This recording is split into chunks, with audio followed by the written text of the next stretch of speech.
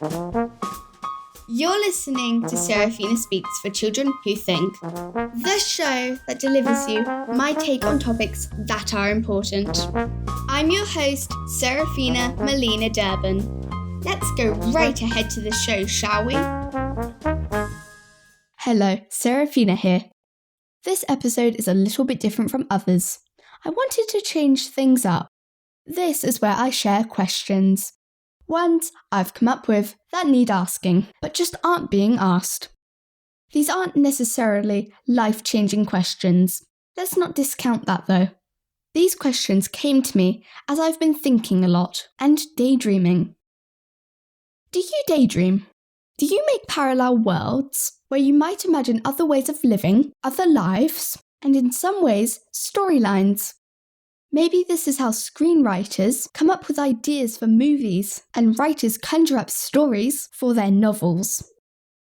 I imagine these ideas are started with observations, then questions, or vice versa. There's no one way to do anything, is there? Today I'll offer some questions I'd like to hear people ask. I'm astonished to not hear them. In fact, I'm not just astonished, I'm rather disappointed that these questions aren't asked everywhere among folks. I'll also be sharing wisdom from grown-ups who think they know which questions help us, tweens and teens, communicate or connect. I hope you enjoy their wisdom and take it patiently and with kindness. Bless grown-ups, they really do try. I find it's good to connect with my humour as much as I can. When I'm asked one of these questions, even if it's a decent one, I can sniff out a connector question just like a dog sniffs out drugs. Seems to me grown-ups try to think back to what might have helped them way back when. But isn't this ridiculously flawed? How can adults revisit their youth in ways that help anyone else? Maybe I'm being harsh. It's not that human beings don't have feelings that travel through different ages. For instance, love is love. War and the feelings that lead to this transcend across centuries. Greed is the same, also jealousy. But come on, grown-ups, do you think that remembering yourself when you were young and thinking up what might have made you speak to your parents is a good way? I've got a feeling that your parents did that too, and that's why their questions missed the mark, and you probably eye-rolled at them and stayed silent. This episode is important because we can stop repeating generational habits and norms that don't get us anywhere. We know what questions are, right? But who invented the question mark? You know the one I mean. It's that little crooked mark over a full stop or period. The name of this mark is, as I say, a question mark, because it's mostly put after a question, but sometimes it's called by a longer name, the interrogation point. As far as I could find out, the first person to use the question mark was an 8th century clergyman and scholar named Alcuin of York. I may be saying that wrong, so don't quote me. In Latin, when people wrote a question, they'd finish it with the word questio. Later, they abbreviated it to quo, spelled Q and O. The problem was people read this quo as the ending of the word, so instead they put lowercase q on top of the lowercase o. As time went on, people made the Q a tailed loop and the O a dot to save time. And that's how question marks came into being. In English, the question mark is at the end of the sentence, and it replaces the full stop. But other languages use the question mark in different ways. I don't speak Spanish, but my trusted correspondent and triplet brother Monty is learning Spanish, and he tells me that apparently upside-down question marks are used. Then I discovered reversed question marks are used in Arabic. I can't tell you more, but it's exciting to hear this information. Who knew? By the way, question marks are used in English medical notes to show a possible diagnosis. For instance, the word flatulence, followed by a question mark, would be a doctor giving her or his impression that the problem was most probably wind. This shows an element of doubt rather than a formal diagnosis. But wait, do you know about the Interrobang? It's the combination of a question mark with an exclamation mark. Interro is from interrogation point, the technical name for the question mark, and bang is printed slang for the exclamation point. An interrobang asks to question in an excited manner, disbelief or confusion, in a form of a question. I know, you really want to hear my questions, don't you? I won't keep you long. Promise. Here's a podcast I listen to and want to introduce you to. Usually I tell you about a podcast because I enjoy it or because I have something to say about it. I try not to be critical about other people's podcasts, but sometimes somebody has to say it like it is. Today I'm bringing you a super show called Culture Kids, because I believe in learning about other cultures, and I'm cheering the co-host Asher on. He hosts this podcast with his mum. Here's the description of the show.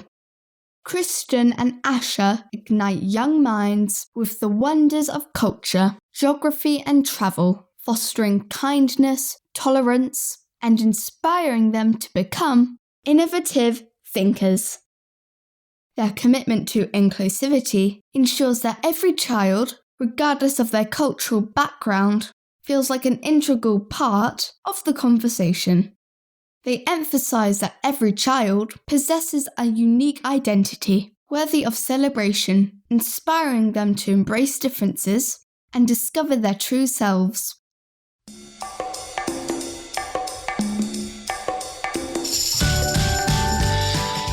Culture Kids. We are a family podcast dedicated to empowering a generation of kind and empathetic innovators and community leaders. Join us as we learn about different cultures and geography from all over the world to celebrate our differences. From black sand beaches in El Salvador, Lobos in Fiji, K-pop, and exploring American cities. You'll have your passport to a global citizenship in no time. It's time to expand our mind and our hearts and become globe-trotting explorers right where we are. So what are you waiting for? Let's go! I love you. I particularly enjoyed the episode called Unique Birthday Celebrations Around the World, which dropped in June 2023. But then again, there are so many other episodes that blend facts with fun in this show. Let me know what you think. Questions, people. Let's get to those questions. Question 1 I'd like to be asked is this. Do you have favourite cutlery or crockery? Is there a cup or mug or glass you like drinking from? Do you have a favourite spoon you use for certain food? I have never ever been asked these questions, and I cannot think why not. It's assumed when we move about life that we will simply expect to use lots of different cutlery and crockery that we have never used before. It's a social norm that we will accept anything to eat and drink with. Given the choice, I'd quite like to be able to opt for my favourite cereal eating spoon and my favourite glass that I enjoy water in, which are different from the spoon I like to eat soup with or to drink fizzy something from. I have a small set of cutlery I have had for years that have Peter Rabbit on, and I enjoy my food better when I use these. We have some bowls that have this amazing texture, so I make a beeline for those. Whenever I could eat anything that could possibly go in a bowl, I run to the cupboard to make sure I get a bowl that I like. In some ways, these questions about cutlery and crockery might seem a bit precious, but actually it's important to be comfortable in our environment. Details matter. Do you have any favourite items of cutlery and crockery? I'd love to see them. If you come on over to my Seraphina Speaks Substack, I'll pop an image of mine there. Let's take a question from grown-ups.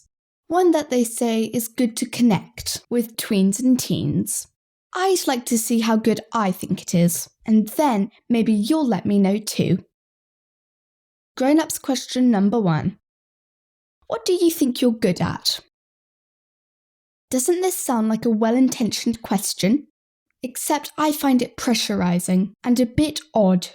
When I hear this question, I want to reply with this. Do you think I'm not good at anything because you're asking me this? This grown-up's question doesn't sound like a nice question. It feels loaded. The next question is one of my own. Do you like jumpers that zip up to your neck or not? This question came to me a few weeks ago. I realised that I like sweaters that zip up at least half of my neck. Are you imagining that this has to do with being warm? If you are, you're wrong. It's the fact that I don't like my neck being exposed to the world. It's a vulnerable part of the body. It's flesh, and a bit like when a dog rolls over and shows its tummy. I like my neck safe. Not that anyone has made my neck unsafe. It's a feeling and I know it, so why wouldn't I make sure that I feel good? That involves jumpers that go up to make my neck safe. Here's the second grown-ups question from Jamie Shields, talking about one question she thinks is good. This is from her podcast with her husband Jim, called 18 Summers. What do you have coming up is another good one, because that opens the door for how can I help you and what's on your mind. What do you have coming up sounds okay-ish, but it still sounds like she's asking for a reason, a checking reason. It doesn't sound like a fun, connecting question to me. Am I a cynic? Here's a third question from me. What's your favourite key on a keyboard? Mine is the F. I use it to expand to full screen super fast. It's definitely my favourite key. I asked Montgomery, correspondent extraordinaire, what his favourite key on the keyboard is. He took seconds to answer, which I was pleased about. Here he is. I love this question, Seraphina. My favourite is the apostrophe key. Why do you like that one best? Honestly, I really don't know. I just like it. Horatio, my other triplet brother, was unavailable for comment this week. He was doing his English home ed on his keyboard and didn't want to be interrupted by questions about questions. Seems logical to me. Over to a third grown-ups question. What kind of adult do you want to be? Whoa, pressurizing or what? Seriously, this one was in a big article with questions parents should ask their kids. My answer to this: back off. Did you know what kind of adult you wanted to be? Do you even know now? I doubt it. Please. Here's my last question I'd like to be asked. Do you believe in magic? This is such a wide question. I could answer about general magic tricks. I just think I said Twix. I meant tricks. Or I could take it spiritual, or a bit deep, and go along with the karma manifestation route. It isn't attached to who I'll be when I'm older, or any kind of pressures to perform, unless it's a sarcastic reference to magic cleanups of bedrooms. Full disclosure, try not to hate me. My bedroom is tidy. It's a lovely room, and I like to keep it that way. Circling back to being happy, to be different on this one, aren't I? That was last episode's topic. I'm wondering if grown-ups have asked us, tweens and teens, about the effectiveness of these well-meaning questions they conjure up. Here's what I think. Grown-ups don't want the answers to questions we might like to be asked, so they only ask productive questions. The ones that give them comfort that all is going to be okay with their children, that they're doing well as parents or caregivers. They need proof that we will become communicating, well-functioned adults who will live their lives productively. That means they did a good job by making good decisions. Their questions have underlying agendas. I know most parents want their kids to be happy, but the articles I read about questions didn't focus on this at all. If they did, they'd ask things like, what occupies your mind most of the time? And kids could tell the truth, now couldn't we? Before I go, I'll rattle off 3 more questions from grown-ups and 3 more from me. No commentary. I'll just give you the questions. See if you can guess which ones are which. How do you feel about current events? Do you name inanimate objects like your family car, a laptop, your fridge, or the kettle? How come? Do you think you're currently operating at 100% capacity? Which way do you like your back facing when you're in a cafe? What is your favourite entertainment? What's the name you secretly wish you were called? Can you tell which are mine questions? No, seriously, can you tell the difference? I'd love you to comment over on the Seraphina Speaks Substack. More on that in a moment. Listeners, look out for the micro Behind the Scenes Bulletin episode on this week's topic. If you're enjoying Seraphina Speaks, please consider supporting the podcast by subscribing to my Substack to gain access to my exclusive digital library of bonus content and more. Put the word Seraphina Speaks Substack into your search engine and it'll come up. I write social commentary on ordinary topics we take for granted. It's an extension of this podcast. If you'd like to get more involved in this podcast, why don't you join my correspondent team? All you have to do is post a review for the show on your fave podcast app. Then take a screenshot and send it to me at seraphina@seraphinaspeaks.com. Then I'll be in touch with you about being on the show. By the way, if you're looking for an idea of what to say in your review, if you're like me, you go blank, even though you want to do this. Here's a question for you. Let me know what country you're listening from and what you'd like me to talk about in a future episode. Next week's episode is called On Disney. It's not a takedown, but I do have things to say about the Disney effect and the Disney machine. It's a fun episode I made especially for you. Thanks for listening, everyone. Remember to tell your friends, family, and teachers to listen into if you think they'll enjoy the show.